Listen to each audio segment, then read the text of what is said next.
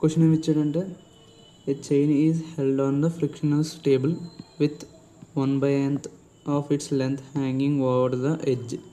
If the chain has a length capital L and a mass small m, how much work is required to pull the hanging part back on the table? Okay, క్వశ్చన్లో ఏమన్నారంటే ఇప్పుడు ఒక table ఉందంట. Okay, దీని మీద ఒక chain ఉందంట. ఇలాగా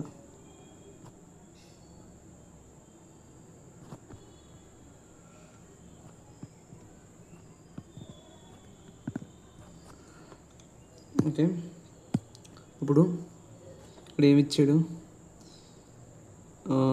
1/nth of it's length hanging అంటే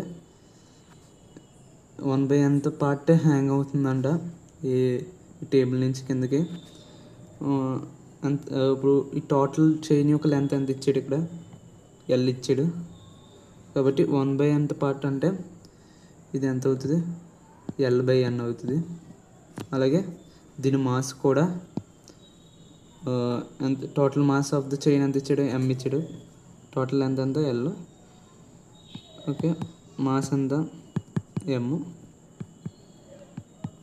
ఓకే, ఇప్పుడు దీని మాస్ ఎంత అవుతుంది, హ్యాంగ్ అయిన పార్ట్ యొక్క మాస్ M/n అవుతుంది. ఓకే, ఇప్పుడు ఇక్కడ ఏమడిగాడంటే క్వశ్చన్లో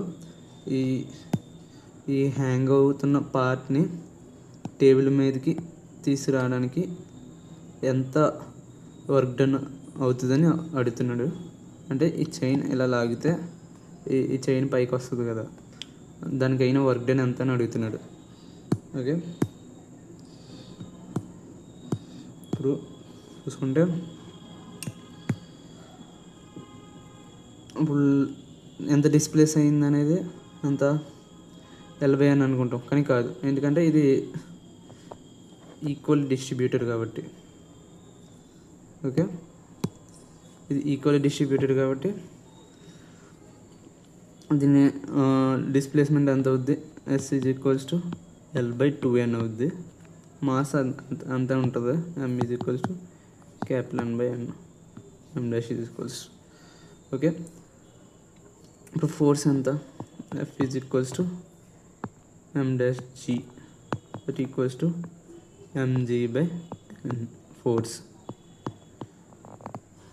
ఓకే, ఇప్పుడు వర్క్ డన్ ఫార్ములా ఏంటి, W = ఫోర్స్ ఇంటూ డిస్ప్లేస్మెంట్.